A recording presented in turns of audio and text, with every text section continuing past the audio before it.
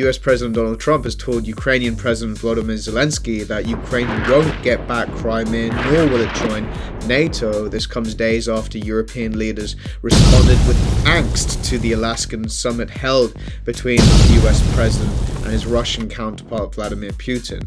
Analysts and journalists have pointed to the symbolism of the meeting, commenting on Putin's jubilance, Trump's weariness, the location being of symbolic importance, Alaska in between the United States and Russia, free of any European leaders, free of Zelensky. This is a huge turning point in global affairs. Whilst figures from the European right, such as Italian Prime Minister Giorgia Meloni and Hungarian Prime Minister Viktor Orban, Europe's most respected politician, according to Trump, praised the glimmer of hope and the two powers coming together, others, such as UK's Keir Starmer, France's Emmanuel Macron, and Germany's Fredrich Merz, had pushed for the US supporting Ukraine's bid for sovereignty. Now, this doesn't look like it's happening. It looks like the US is now turning away from Ukraine. And look, the US might still support the war effort militarily just by selling weapons. Like the old US trick, isn't it? There's a conflict going on somewhere, we'll sell them weapons and make some profit from it. But whether they'll engage militarily, whether they will support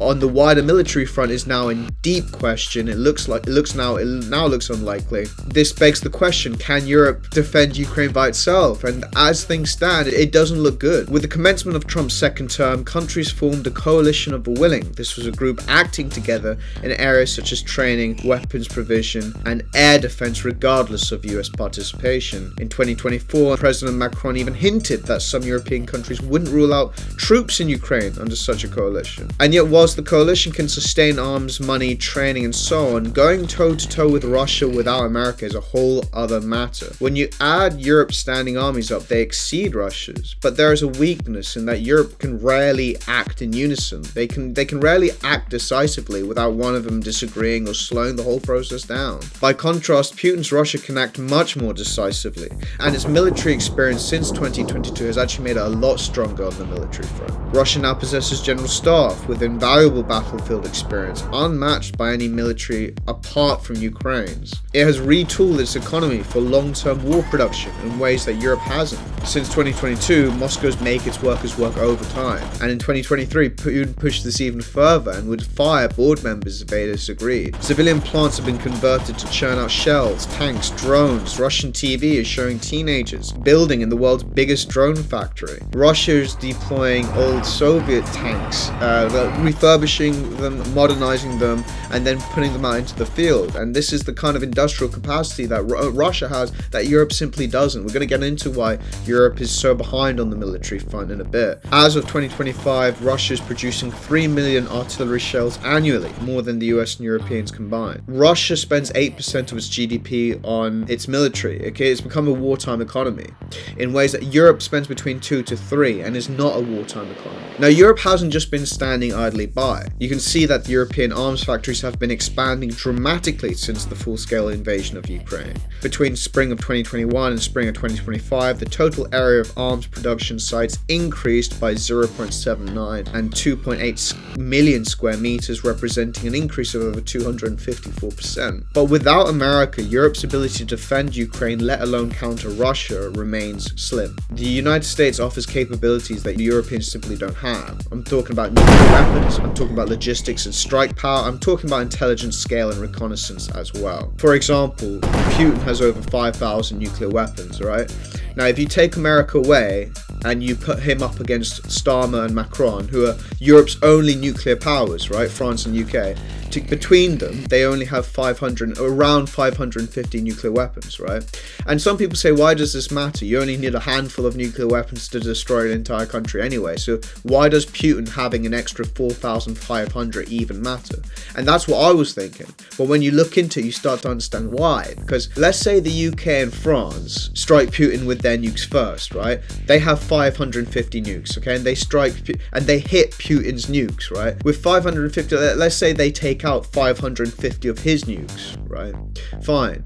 But it's not the end of the world for him, because Putin still has that 4,500 nukes left to hit back.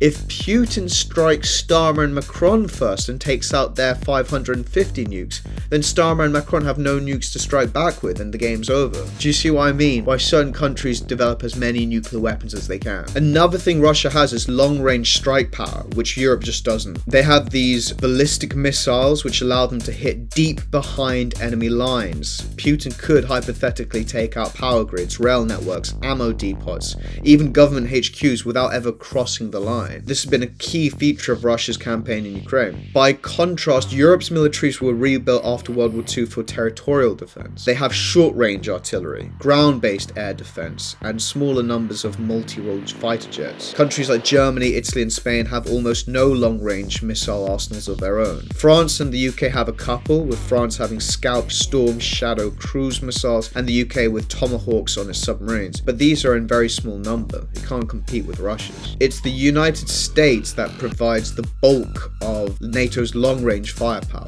It's the United States that has the stealth bombers, F-35, F-22 fighter jets, the massive stocks of Tomahawk cruise missiles, and it's also the United States that provides the bulk of NATO's ISR, which is intelligence, surveillance, and reconnaissance. This is the eyes and the ears of the modern battlefield. Think satellites mapping troop movements, drones circling overhead for real-time video feeds, electronic signals, radar planes tracking aircraft hundreds of miles away. Without the ISR, armies are blind and deaf. You can't see where the enemy is, you can't target accurately, and you can't coordinate large coalitions. It's the US that owns most of the military satellite constellations NATO relies on. Europe allowed itself to get into this position because it became overly dependent on America. For a long time, this wasn't a problem because the US-EU relationship was seen as sacred. It was seen as really quite special, at least from the end of World War II until the present day. And some people, I think, are still betting on Trump leaving after 3.5 years, and then a new US president coming back in to re-establish this relationship. But it looks like that time passed. The way Trump sees it is Europe became excessively dependent on the United States for practically everything. When you're looking at economy, when you're looking at technology, when you're looking at military. I mean, again, I said this in an earlier video, but 70% of Europe's weapons are imported from America. And I think a lot of Americans are now looking at the Europeans and going, what do you actually bring to this relationship? Like, other than like being a holiday destination for a lot of us, other than offering museums, what do you offer? And I think this has been the wake-up call Europe needs, to be honest. Again, I've got my problems with Trump's economic policies. I think a lot of them are nonsensical. But I think he has some very real strengths as well in terms of marketing power and also just waking Europe up. Short term, it looks like Trump's winning this, but long term, he may push Europe away. And once Europe gets its act together, which it could do within 10 to 20 years maybe, well then Europe will be a serious player again. And then I think America may... Look, nothing's permanent, okay? So maybe by then America will have a different leader who actually wants to have establish strong ties with Europe again. You know, countries forget very quickly, I think. You know, new relationships can be formed, usually based on capability, military and economic capability, but also that cultural thing is a factor, and I think that will eventually bring Europe and America back together again to some extent. Look, there are many reasons why Trump is doing this. Maybe he wants the Europeans to step up and do more for the Western alliance if he's serious about keeping the Western alliance. I don't think Trump is as neglectful of his alliance as a lot of people say. I think he is treating them much more harshly than previous US presidents, but I don't think he's about to just turn his back on European alliances entirely. I think he just wants them to do more. And I'm also convinced by what Rubio says and what Trump seems to be doing, which is they look, Ukraine isn't their war.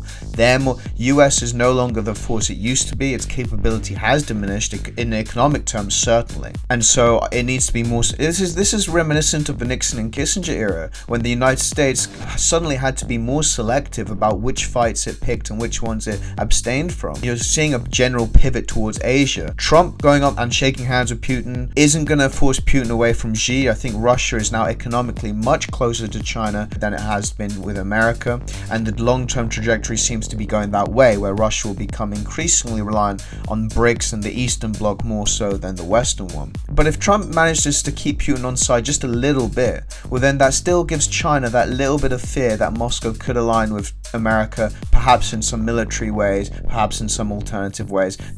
This is now a balance of power thing, where you got a reverse of the Nixon and Kissinger thing. Remember when Nixon and Kissinger went up with Mao and formed a vague alliance with Mao's China just to contain the Soviets? Well, now Trump, it could be that Trump ends up doing the same thing, but in reverse, where he goes to Moscow and teams up with Putin just to contain China a little bit.